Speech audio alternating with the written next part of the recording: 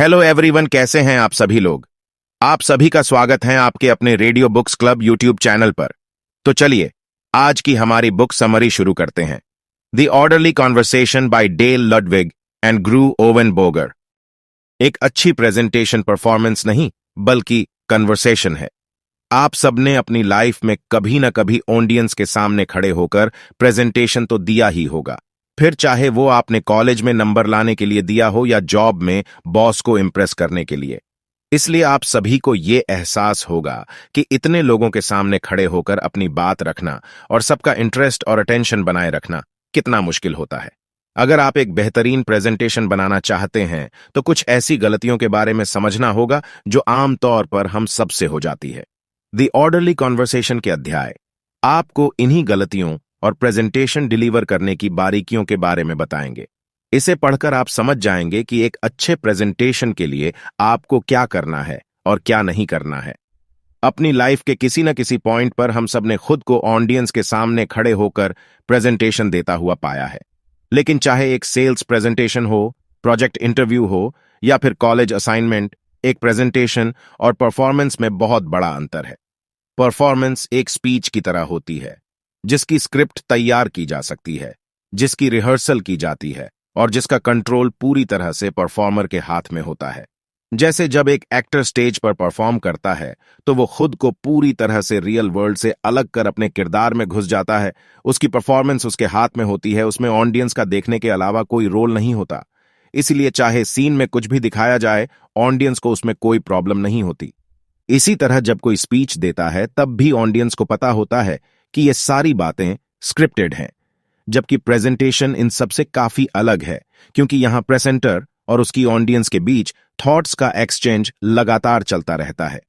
एक प्रेजेंटेशन में जान फूंकने के लिए ये एक्सचेंज जरूरी भी है क्योंकि इसी से ऑडियंस का इंटरेस्ट बना रहता है और एक सीखने समझने का माहौल क्रिएट होता है। यहां प्रेजेंटर और ऑडियंस के बीच में कोई दीवार नहीं हो सकती क्योंकि प्रेजेंटेशन परफॉर्मेंस से ज्यादा एक कन्वर्सेशन है। लेकिन ये किसी भी आम कन्वर्सेशन की तरह नहीं है। ये एक ऑर्डरली कन्वर्सेशन है क्योंकि एक नॉर्मल कन्वर्सेशन आसानी से टॉपिक से भटक सकती है। अगर आप चाहते हैं कि आपकी कन्वर्सेशन टॉपिक से ना भटके और इसके रिजल्ट भी प्रोडक्टिव हो तो आपको इसे एक ऑर्गेनाइज्ड फ्रेमवर्क देना होगा। अपनी प्रेजेंटेशन को ऑर्गेनाइज्ड रखने के साथ साथ उसका फ्लो बनाए रखना है थोड़ा सा ट्रिकी हो सकता है। प्रेजेंटेशन देते समय प्रेजेंटर को अपने माइंड में अपना फ्रेमवर्क याद रखने के साथ साथ ऑडियंस के सवालों का जवाब देने के लिए भी तैयार रहना पड़ता है। आइए आगे के अध्यायों में देखते हैं कि आप एक अच्छे प्रेजेंटर कैसे बन सकते हैं। स्कूलों में सिखाए गए प्रेजेंटेशन के पुराने तरीके आपको गलत आदतों में डाल सकते हैं। याद है स्कूल के वो दिन जब टीचर हमें एक अच्छा प्रेजेंटेशन देना सिखाया करती थीं। आपको याद है कि तब आपकी प्रेजेंटेशन को कैसे जज किया जाता था। आमतौर पर स्कूलों में एक सेट क्राइटेरिया को फॉलो करते हुए प्रेजेंटेशन देना सिखाया जाता है और उसका इवैल्यूएशन भी उसी के हिसाब से किया जाता है। जैसे बच्चे ने कैसा प्रेजेंटेशन दिया वो इस बात पर डिपेंड करता है कि उसकी वॉइस टोन कैसी थी, ऑडियंस के साथ ओने कांटेक्ट कितना था, स्पीड और डिक्शन कैसी थी। ये क्राइटेरिया एक चेकलिस्ट की तरह है ताकि टीचर्स हर स्टूडेंट को फेयर मार्क्स दे सकें। पर इस तरीके के अपने ही कुछ नुकसान हैं क्योंकि ये क्राइटेरिया जाने अनजाने हमारे दिमाग में प्रेजेंटेशन के गोल्डन रूल्स की तरह बैठ जाते हैं, जबकि असल में ये क्राइटेरिया इसलिए बनाए गए हैं ताकि आप इसके हिसाब से अपनी तैयारी कर सको। ऑडियंस तक आपका मैसेज गया या नहीं, इसका इस क्राइटेरिया से कोई लेना देना नहीं।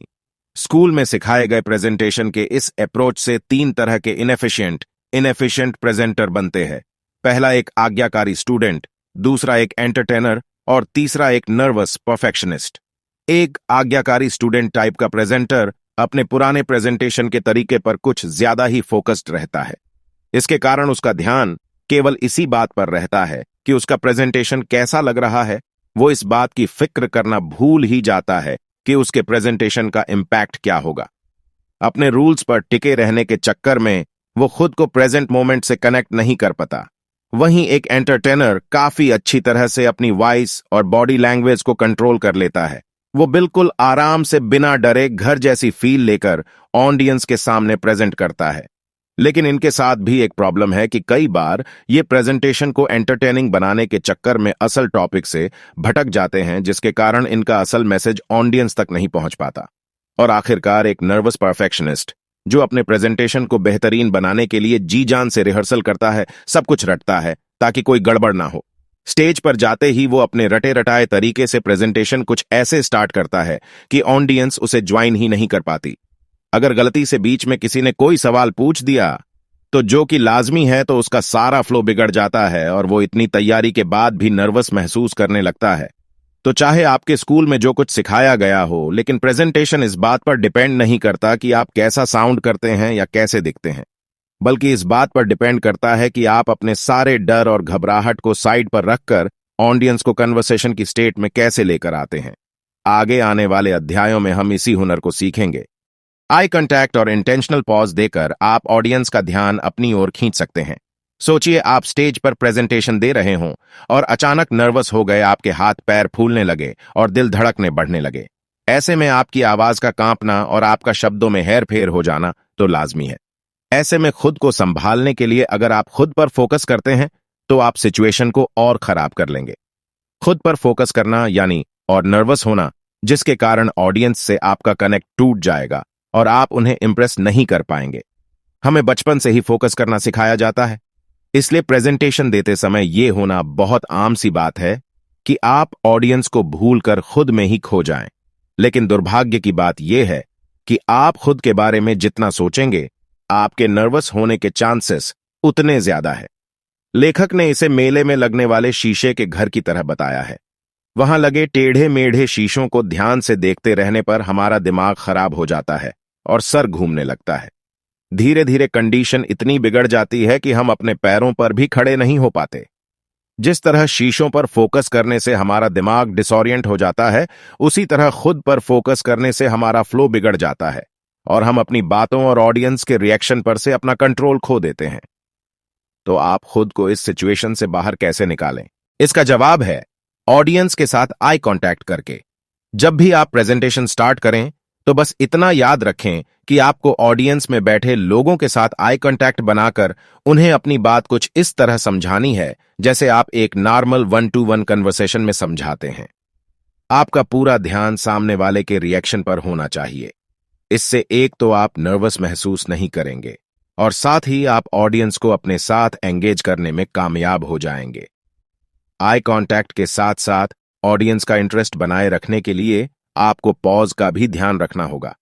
जिस तरह आई कांटेक्ट आपको लोगों के साथ कनेक्ट करता है, उसी तरह पॉज लेने से आपको अपनी थॉट्स को इकट्ठा करके वापस ट्रैक पर आने का टाइम मिल जाता है, ताकि आप प्रेजेंटेशन को फ्रेमवर्क के हिसाब से डायरेक्शन दे सकें। तो अगर आपको लगे कि आपकी ऑडियंस आपके साथ कनेक्ट नहीं हो पाई है, तो कुछ पल रुकिए और सोचिए कि आप क्या मैसेज ऑडियंस तक पहुंचाना चाहते हैं और उसे कैसे पहुंचा सकते हैं। अपने प्रेजेंटेशन के गोल और अपनी ऑडियंस के बारे में पूरी नॉलेज होना एक अच्छे प्रेजेंटेशन के लिए बहुत जरूरी है। अगर आप भी उन ज्यादातर लोगों में से हैं, तो ऑडियंस क्या, आपको खुद भी अपनी प्रेजेंटेशन का एक शब्द भी कुछ दिन बाद याद नहीं रहेगा। यह लगभग हर किसी के साथ होता है। ऐसी सिचुएशन का जिम्मेदार प्रेजेंटर होता है, ना कि ऑडियंस। एक यूजलेस प्रेजेंटेशन बनाने से बचने के लिए अपनी ऑडियंस को और अपने प्रेजेंटेशन के गोल को अच्छे से समझें। अपने गोल को समझने के लिए आपको जरा पुराना तरीका अपनाना पड़ेगा, यानी लैपटॉप से पहले पेन और पेपर उठाकर अपने प्रेजेंटेशन के फंडामेंटल गोल्स उस पर लिखने होंगे। उसके बाद आप ये सोचें कि आप अपनी प्रेजेंटेशन के बाद ऑडियंस को कैसा महसूस करवाना चाहते हैं और उनके दिमाग में कौन सा थॉट प्रोसेस स्टार्ट करवाना चाहते हैं। जैसे अगर आप किसी नई तकनीक के बारे में अपनी टीम को एक इंफॉर्मेशनल प्रेजेंटेशन देने वाले हैं, तो प्रेजेंटेशन की शुरुआत में आपका गोल ये होगा कि आपकी टीम उस नए प्रोसेस को समझे, लेकिन आखिर में आपका मकसद होगा कि वो सब उस प्रोसेस पर भरोसा भी करने लगें। यानी आपको नई प्रोसेस समझाने के साथ साथ ये भी देखना है कि आपके डिलीवर करने का स्टाइल ऐसा हो कि आपकी टीम उसे अपनाने को भी तैयार हो जाए, उनके मन में कोई डाउट ना रहे। गोल को समझने के बाद बारी आती है ऑडियंस को समझने की। सोचिए कि आपकी ऑडियंस का लेवल क्या है, वो कौन है और आप उनसे कैसे जुड़ सकते हैं। यह भी पॉइंट आउट कीजिए कि क्या आपकी ऑडियंस में क्या कोई ऐसे इंपॉर्टेंट लोग हैं जिन पर आपको ज्यादा फोकस करना है। इन बातों को समझने के लिए आपको खुद से कुछ सवाल करने होंगे। पहला सवाल कि ये लोग इस टॉपिक को अच्छे से कैसे समझ पाएंगे। जैसे अगर आप एक आईटी सेक्टर के एक्सपर्ट हैं लेकिन आपकी ऑडियंस को टेक्नोलॉजी के बारे में कुछ नहीं पता, तो अपनी प्रेजेंटेशन में टेक्निकल शब्दों का इस्तेमाल कम से कम करना एक अच्छा आइडिया साबित होगा। दूसरा सवाल आपको कि मैं अपनी बात पर उन्हें कैसे मनाऊंगा। यह सवाल बहुत जरूरी है क्योंकि कई बार ऑडियंस में बैठे लोगों को टॉपिक के बारे में गलतफहमियां होती है जिन्हें दूर करना बहुत जरूरी है। जैसे अगर ऑडियंस को यह लगता है कि पुराना बिजनेस मॉडल अच्छा काम करा रहा है, तो आपको उन्हें फैक्ट्स और डाटा की मदद से समझाना होगा कि आपकी कंपनी को नए बिजनेस मॉडल की जरूरत क्यों है, ताकि उनका माइंड बदल सके। अपने टॉपिक का मेन पार्ट डिलीवर करने से पहले उसका इनिशियल कॉन्टेक्स्ट बताना बहुत जरूरी है। ग्राफिक्स का इस्तेमाल करें या स्लाइड शो का या फिर टेक्स्ट का। इस सवाल का जवाब ढूंढकर अपनी प्रेजेंटेशन को स्टार्ट करना बहुत मुश्किल होता है। इस प्रॉब्लम से निपटने के लिए आप अपनी प्रेजेंटेशन में विजुअल कंपोनेंट का इस्तेमाल करें ताकि आप एक टॉपिक को दूसरे से रिलेट कर सकें। स्लाइड बनाते समय आप पहले topic to topic images paste कर लें, फिर उनसे जुड़े फैक्ट्स और इंफॉर्मेशन इकट्ठी कर उन्हें प्रॉपर ऑर्डर में लाना आसान हो जाता है। आपकी प्रेजेंटेशन ऐसी होनी चाहिए कि ऑडियंस पहली स्लाइड से ही आपके साथ जुड़ जाए। अपने प्रेजेंटेशन को फ्रेम करते समय यह ध्यान रखें कि सबसे पहले आपको अपनी ऑडियंस को यह समझाना होगा कि वो आज यहां क्यों आए हैं, आज के प्रेजेंटेशन का ऑब्जेक्टिव क्या है, आप उन ऑब्जेक्टिव को कैसे पूरा करने वाले हैं और उन्हें आज यहां से क्या सीख कर जाना है। इन चारों सवालों के जवाब ढूंढते हुए आप बिना किसी कंफ्यूजन के अपनी स्लाइड्स फ्रेम कर पाएंगे। जैसे मान लें अपनी कंपनी की गिरती हुई सेल्स को सुधारने की स्ट्रेटजी पर आप प्रेजेंटेशन देने वाले हैं, तो सबसे पहले आप ग्राफ की मदद से इस बात को शो करें कि कैसे आपकी सेल्स कम होती जा रही है, जिससे टीम को करंट सिचुएशन के बारे में अंदाजा लग जाएगा। उसके बाद बारी आती है अपनी नई सेल्स स्ट्रेटजी को समझाने की। उसके बाद उन्हें अपने प्लान के बेनिफिट समझाएं और सबसे आखिरी में बारी आती है कंक्लूजन की, जो आपके पूरे प्रेजेंटेशन की सबसे इंपॉर्टेंट स्लाइड है। कंक्लूजन की स्लाइड्स को आप कुछ इस तरह डिजाइन करें कि उसे देखते ही ऑडियंस समझ जाए कि अब आप अपनी बात खत्म करने वाले हैं। कंक्लूजन स्लाइड के आखिर में आप एक एक्शनेबल स्टेप जरूर डालें जिसे ऑडियंस अपने साथ लेकर जाए। आपकी स्लाइड्स का अरेंजमेंट ही आपके पूरे प्रेजेंटेशन की जान है और इसे आप अपने और अपनी ऑडियंस के हिसाब से फ्रेम कर सकते हैं। आप पोस्टर, इमेज से लेकर ग्राफिक्स और टेक्स्ट, हर उस चीज का इस्तेमाल कर सकते हैं जो आपको अपना मैसेज ऑडियंस तक पहुंचाने में मदद करे। यह याद रखना बहुत जरूरी है कि आपकी स्लाइड का परफेक्ट होना जरूरी नहीं है, बल्कि यह है जरूरी कि आपकी स्लाइड ऑडियंस को समझ आ रही है या नहीं। कुल मिलाकर बात जब प्रेजेंटेशन देने की हो तो इसका कोई परफेक्ट रूल नहीं है। किसी अच्छे कन्वर्सेशन की तरह प्रेजेंटेशन भी लाइफ का एक मोमेंट है। इसलिए प्रेजेंटेशन में होने वाली किसी भी बात के लिए खुद को तैयार रखने की जरूरत है, पर उतना ही जरूरी अपने टॉपिक और मेन एजेंडा को याद रखना भी है। जब आप इन दोनों के बीच बैलेंस बना लेंगे तो आप अपनी प्रेजेंटेशन को एक ऑर्डरली कॉन्वर्सेशन बनाते हुए एक बेहतरीन प्रेजेंटर बन जाएंगे। अपनी प्रेजेंटेशन को फिल्माएं, थोड़ा सा टाइम निकालकर अगर आप कैमरे के सामने प्रेजेंट करके अपनी एबिलिटी को टेस्ट कर लें तो आप ये जान सकते हैं कि अभी आपको कितनी और कहां इंप्रूवमेंट की जरूरत है। अपने वीडियो को देखकर आप ये तय कर सकते हैं कि जैसा आपने सोचा था क्या आप वैसा प्रेजेंट कर पा रहे हैं, और अगर नहीं तो आप खुद को बेहतर कैसे बना सकते हैं। आपको यह समरी कैसी लगी कमेंट करके जरूर बताएं। ऐसे और बुक की समरी सुनने के लिए वीडियो को लाइक करें और चैनल को सब्सक्राइब करें। धन्यवाद।